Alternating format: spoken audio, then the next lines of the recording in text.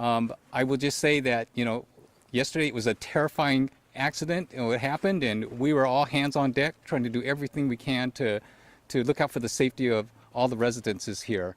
So I have a number of our department staff here to answer any questions, as well as to kind of give you an update of where we're at now. You got that? I'm sorry. I don't know how this thing goes in. Maybe you could go. Maybe you could. Okay.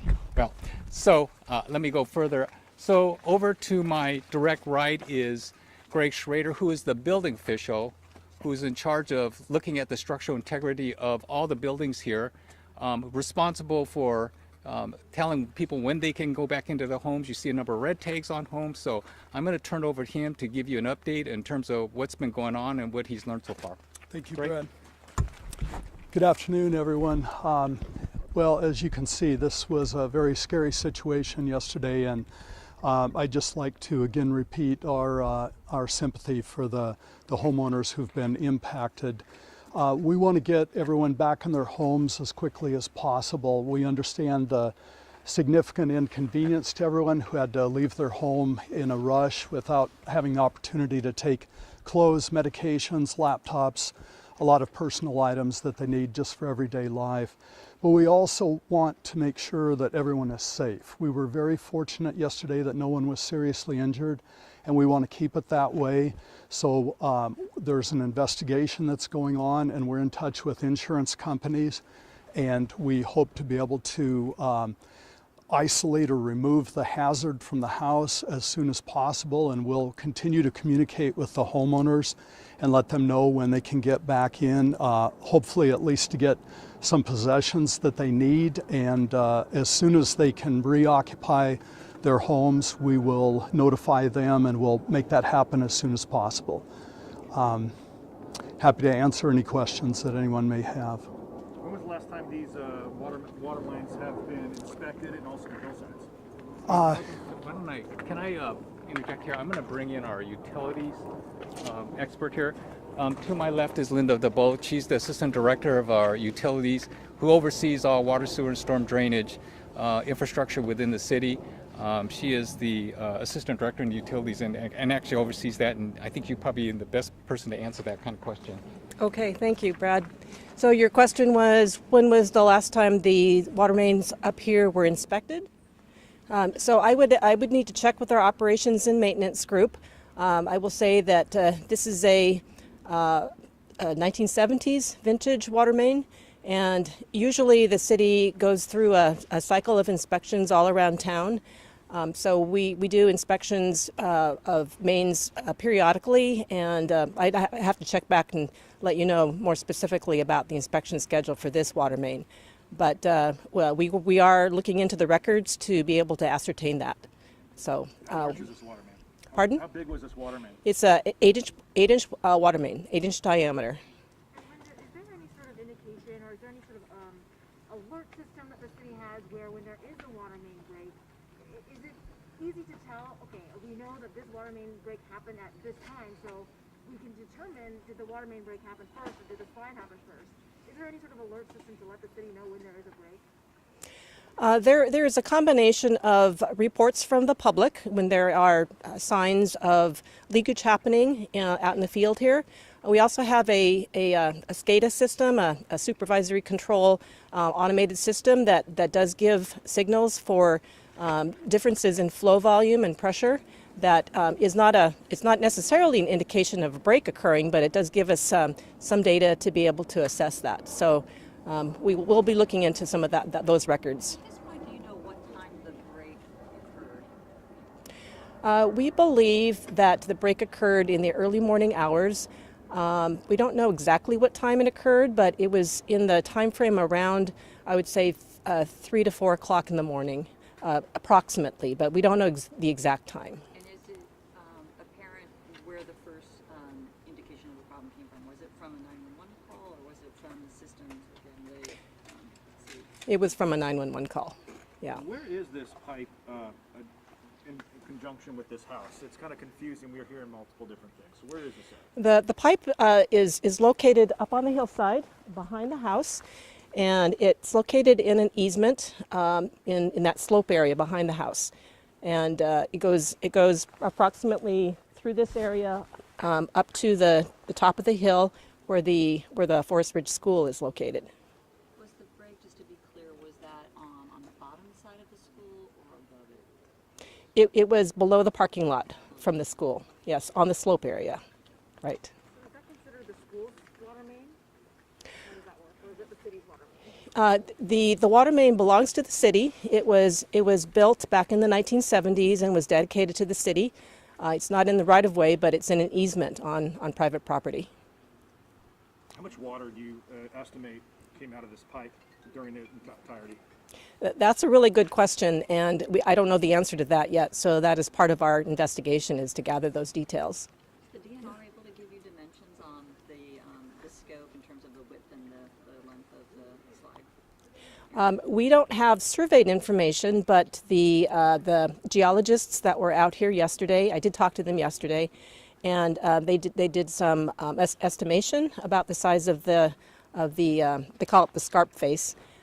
So it's not surveyed in yet, but we'll be getting those records from the geologists that were out here from DNR. Yeah. So I guess I just am trying to get a better understanding. How will it be determined whether the slide happened first or the water main break happened first? How will the city figure that out? I think that in general, we're going to be hiring geotechnical experts to come in and do an assessment of the geology of this slope. And the actual analysis is being scoped out right now. So it's a really good question. I don't have the details quite yet, since we're just starting up the process of scoping out that body of work. So it will be a geotechnical investigation, and using city records and the expertise of those geologists and geotechnical engineers. Has there been any other water main issues on Somerset Hill in the recent past that's been brought up to your guys' attention? Not to the degree of anything like this in terms of breaks. We have occasionally property owners that report on private side leaks, leaks that are on their side of the property line, where we will help property owners out with complaints that they have. But they're fairly small in scope, and that really occurs all over the city. So it does happen in this neighborhood too. But we haven't had anything like this to this degree, as far as I am knowledgeable about. Two more questions. I wanted to go back to the monitoring system. You made it clear that the indication or the way the city found out was from a 911 call. When you went back to look at that main, was there any indication that the pipe itself, the pressure or something, the monitoring was letting you know there was an issue, and that maybe was there any indication that there was a problem that would have alerted the city? No, not at the early morning hours yesterday. I don't know of any record of that quite yet. We are going to be looking into that, though. So should there have been? Some sort of warning that, is there some sort of red flag that should have gone up to break that big? Well, we do have breaks that occur throughout the city, and sometimes they are a result of a lot of different factors. We really do find out mostly about breaks from calls that come in from the community or from our crews that are out and about throughout the city. So warning systems that we can benefit from are part of the work that the utilities department is doing, is to actually put some of those kinds of SCADA systems in place, and we have a project going on right now to do that kind of work. But that's So not on this main line? correct. Okay, so there was no warning system, is that fair to say? No, there really wasn't. Yeah. How difficult was it to shut off this water? I'm seeing that that they had to cut it in the ground. That could have been other utilities, but how difficult was it for them to isolate the pipe and then find the valve to shut off the water? Not very difficult. I talked to our assistant director in charge of O&M, and he was out here in the early morning. He physically was one of the people who shut it off, and it's really just a matter of turning off a valve in the neighborhood here. So it wasn't difficult to shut it off. As soon as they located the valve, there was a lot of debris in the roadway, so they needed to find the correct valve first. But once they did that, they shut it off fairly easily. Do you have a time frame about when the call came in to when the water was able I don't have that information. Sorry. Yeah, we can find I'm out. sort of curious how much water was released. Do we have a sense for that? How much flow was released? One, and then two, who does that water serve, or what does that water serve? Where does it go? Is it to the homes here? So the water does serve this whole area. In terms of the flow level, that's information we don't quite have yet. We have to dig into the records to get that. But there was a large volume of water flowing down the roadway here. I mean, it was bringing with it a lot of debris, so it was a large volume. The specific number of gallons per minute, I don't know yet. So that'll be part of the investigation. I'm not sure who's best to answer this question, but does the city have financial responsibility if this was caused by the water main break to cover this damage? That's a good question, and again, I'm not able to answer that. Really, our focus right now is initiating an investigation on what happened with that slide, and there's a number of different possibilities. So, regarding financial responsibility, that's going to be assessed in the coming weeks and months. And so what has to happen to this structure in order to make this area safe enough for people You to wanna walk jump by in? and return to their homes? On the structure. On the structure, sure. I'm sorry, would you mind repeating the question? What has to happen to the structure? Obviously it's teetering, obviously, the concern is it'll fall as people go by. Sure. So what has to happen in order for people to be able to go home? So with a house like this that's been damaged this badly, the first option is to isolate the hazard so that we keep everyone safe. And then the second option is to remove the hazard. So that's really the next step.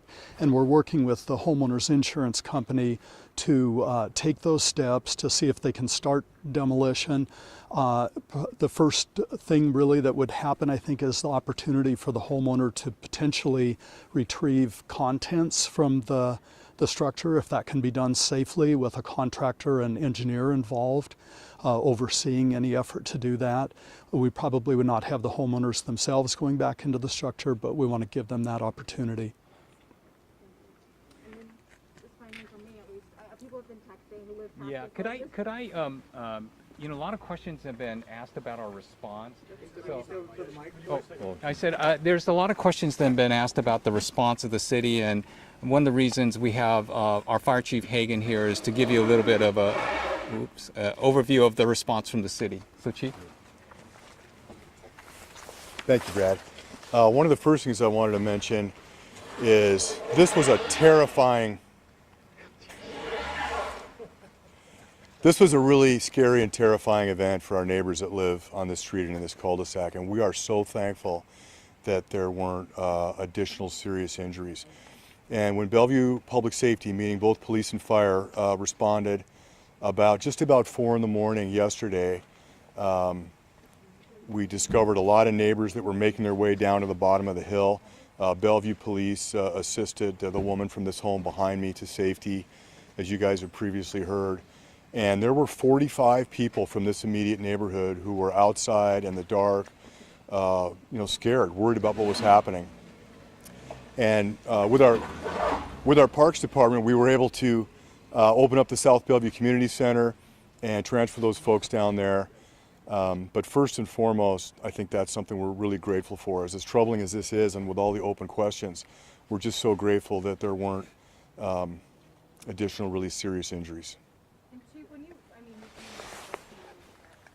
all the scenes that you've been to, that your firefighters have been to, I mean, how are you processing the fact that there were no serious injuries? You know what I mean? Like, just walk me through your thought process here. Yeah, well, this is reminiscent, parts of this are reminiscent of an earthquake scenario or a severe weather event. And again, we're just so fortunate that we didn't have more injuries than we had and that everybody was able to get out and get to safety.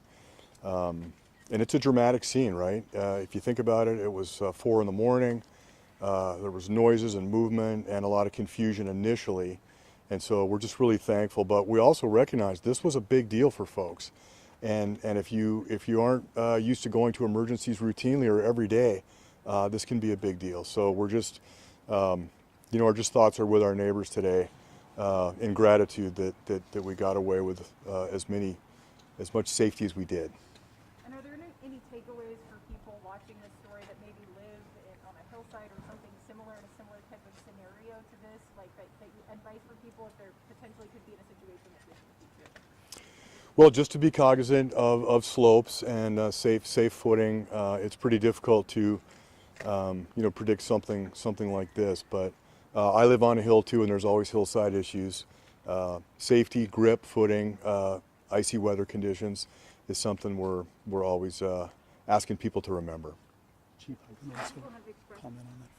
people in this neighborhood have been expressing their deep gratitude for fire and police, and just saying the first responders were so amazing last night, and I know people here are really thankful. And now people are wondering, though, what's it going to take for them to be able to get back to their homes, and if there's any sort of timeline. I mean, it sounded like, Brad, you might have been saying that the house might need to be demoed before people can go home, or is that what you're saying? It's hard to understand. There's any sort of timeline.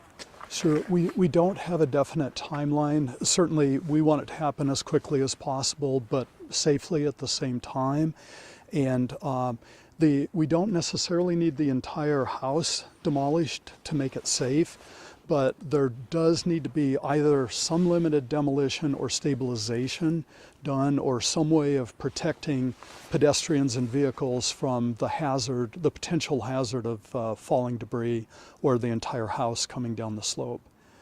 And Is there a goal in terms of the timeline? Is there a goal in terms of timeline? I know it's as soon as possible, but what are you working with? because the hazard is on private property, we typically work with the property owner and their insurance company, and we always press to have that happen as quickly as possible, especially when it's affecting other properties and keeping homeowners out of their houses. So we don't have a definitive timeline, but I would certainly like to see progress as quickly as possible in the next few days here.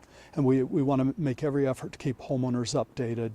And if there's an opportunity, we're looking at options for ways that we may potentially be able to give them access to get some of those essential possessions so they can maintain their lives while they're out of their houses.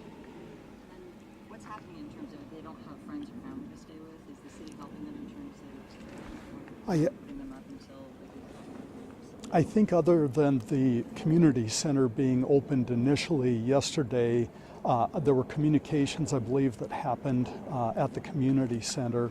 And I don't know if you have more information on that, Chief. Thank you. Thanks, Greg. I was mentioning that of the 45 people and several pets that were down at the bottom of the street yesterday morning, about 30 of those folks ended up at the South Bellevue Community Center.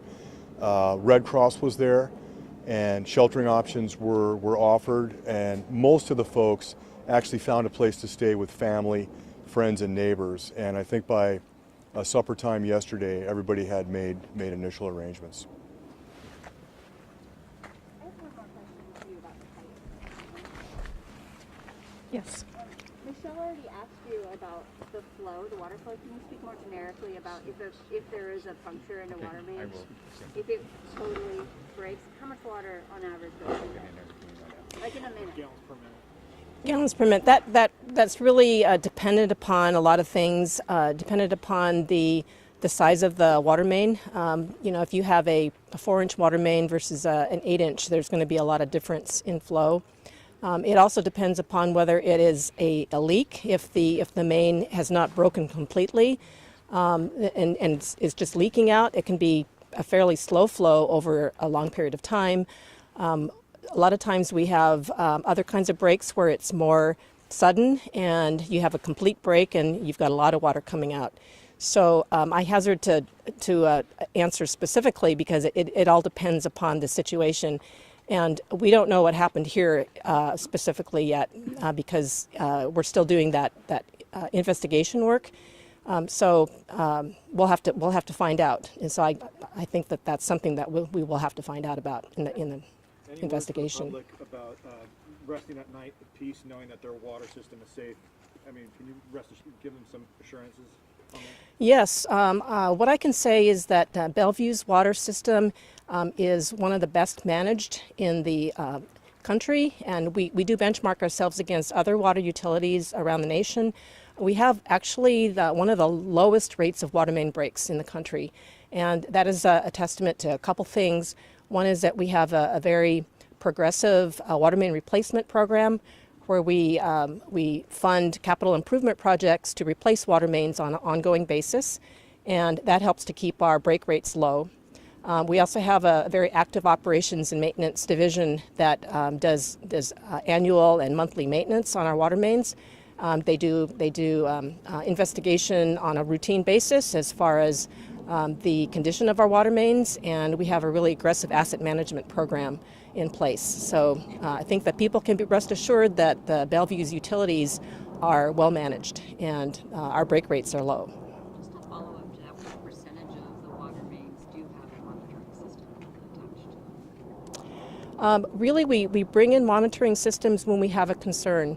So as far as just general monitoring system, that is something that we're looking into in the future.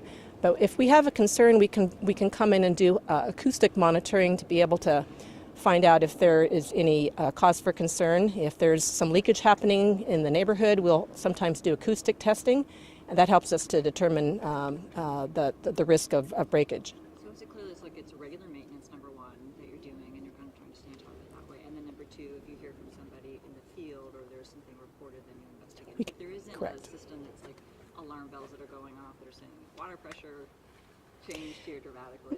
Not from that kind of standpoint, but I mentioned our asset management program, and we are actively working to do condition assessment of our water mains across the town, looking at the age and the condition of mains, and also the history of past leaks and breaks on that particular stretch of pipe.